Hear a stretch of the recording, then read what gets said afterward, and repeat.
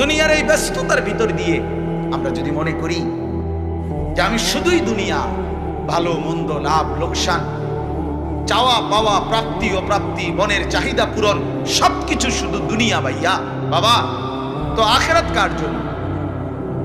কবর কার জন্য? তাইলে নবীজি সাল্লাল্লাহু আলাইহি সাল্লাম কাকে তাইলে আখিরাত বুঝাইতে চাইছেন? আল্লাহর কোরআন এমন কোন সূরা নাই, কোরআন শরীফের 114টি সূরা, 114টি সূরার এমন কোন সূরা নাই, এমন কোন রুকু নাই কোরআনে যেখানে আখিরাতের কথা, পরকালের কথা আলোচনা নাই। এই পরিমাণ আল্লাহ তাআলা আখিরাত, আখিরাত, পরকাল, পুনরুত্থান, হাসরের মাঠ, এগুলো আল্লাহ তাআলা এতবার বলছেন, অস্বীকার করার, পাশ কাটার কোনো সুযোগ নেই।